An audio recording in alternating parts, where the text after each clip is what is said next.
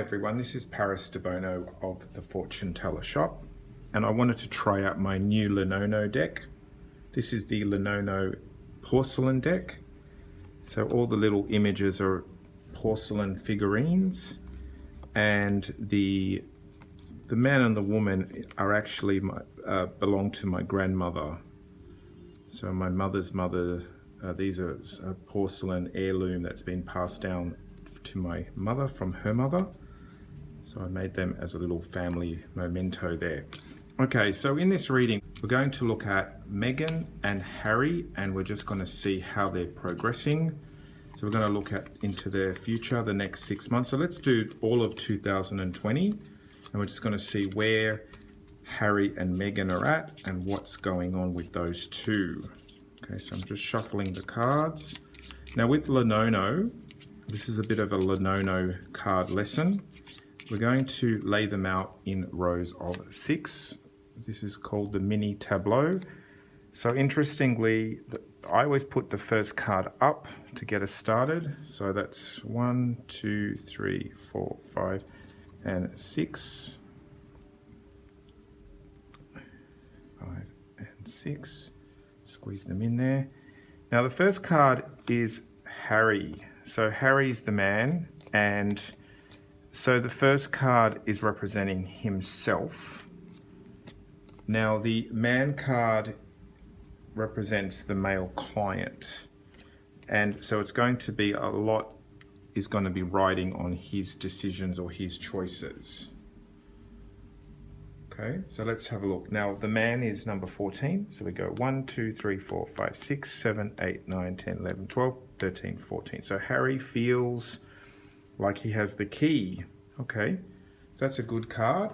Shows he has opportunities, options, ideas, probably new doors are opening, and possibly he has ways and means to open these new doors. Okay, well, he's a very famous prince, so that would help. So the key is 11. 1, 2, 3, 4, 5, 6, 7, 8, 9, 10, 11. But then the doors come crashing down with the scythe.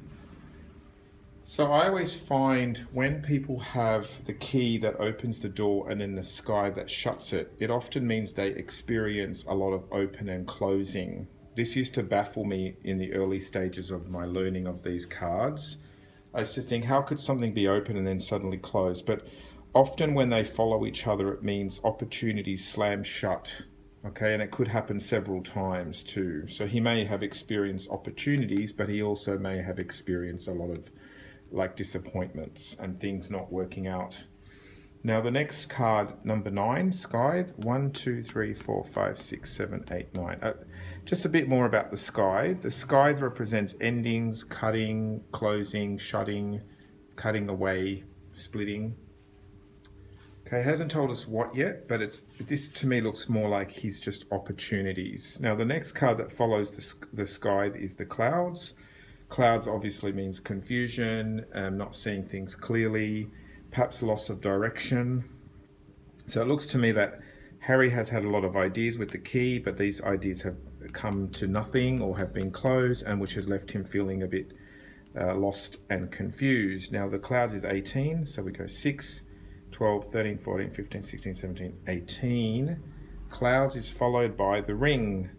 Now the ring can represent contract. It could also represent a marriage, and he was obviously married to Meghan, but it could also be saying that he's cloudy about contracts. He may be even cloudy about his own marriage. Okay, number 8. 1, 2, 3, 4, 5, 6, 7, and 8. And then we've got the anchor. So the anchor's like firm. He's here to stay. She's here to stay. Perhaps he wants a long-lasting contract as well. Perhaps he just has to be patient with the anchor. Anchor represents takes time, things are slow, be grounded. Okay, number 4, 1, 2, 3, 4. Anchor could also mean family and property. Home, family, family base. Now the next card is the snake. So it shows there are enemies. There are people that are trying to interrupt his groundedness and his stability, possibly infighting. Usually the snake could be a woman as well. So it could be someone, a female that's causing him problems on the home front. Number 7, 1, 2, 3, 4, 5, 6, and 7. And the moon is the past. So the moon represents moods, emotions, past. I mean, if we read it, it says reflections on the past, intuition, moods and emotions, personal reputation. So possibly his personal reputation is going to be attacked because it's followed by the snake. Now, if we look at the man card, he's on top of the moon, which means his personal reputation is very important to him. Okay, the moon is number 2, 1 and 2. And now we have the clover. So he does have a bit of luck as well.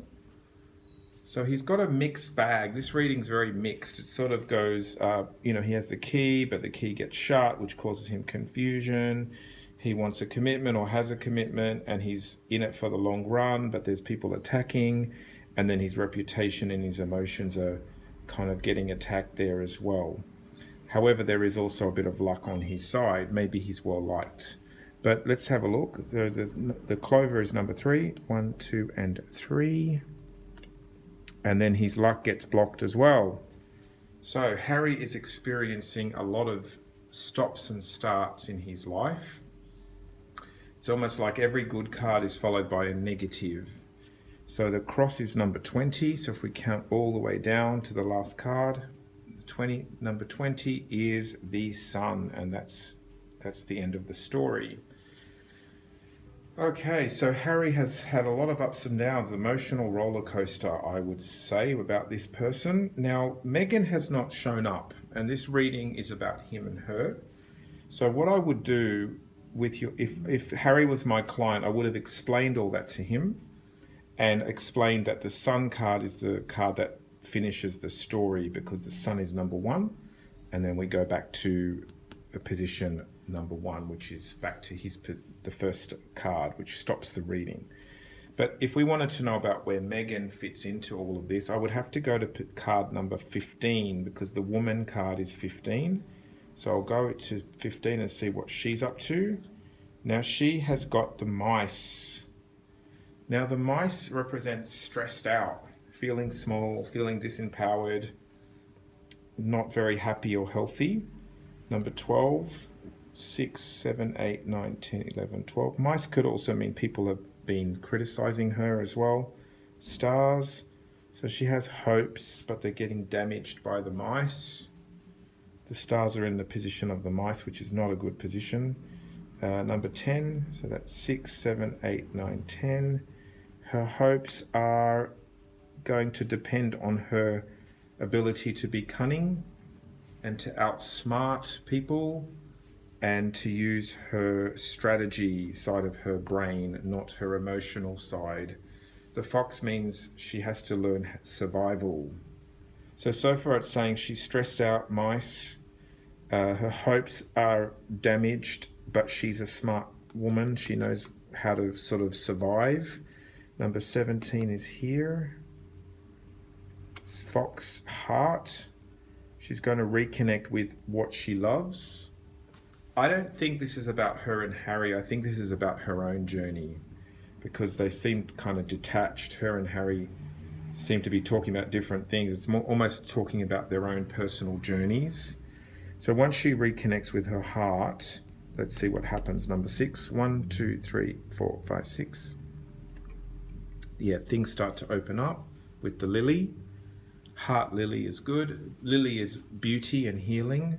So possibly she's going through a bit of a sad, unhealthy time, but she's smart enough to reconnect with her passion, which will open up opportunities. So let's see what the opportunities will be. Number 13, so that's 6, 12, 13. And this is herself. Okay. So the opportunity is basically going to be about how she deals with things herself. Perhaps she is her own resource, perhaps her personality, perhaps things that she's learned that she could pass on to others. Other people might be interested in what she has to say about her personal experiences. Maybe she'll, do a bit of a tell-all or write a book or maybe talk about what she's learned about being in the royal family. Okay, now the reading has stopped again. So this is what so. So if I look at both of these two people, I think that they've both had a really rough time, and I think they've both experienced a lot of like nice things, but a lot of bad things that blocks the nice things. If we look at him and her on this side, they are kind of close.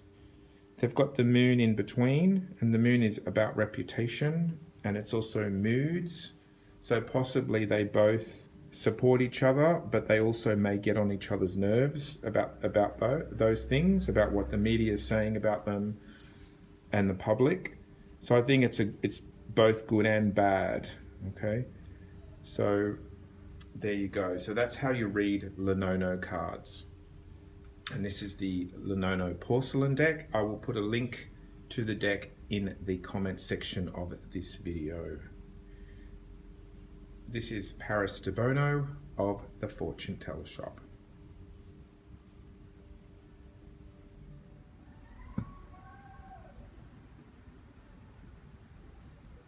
So I wanted to put in a close-up of the cards because they're a bit hard to see in the video.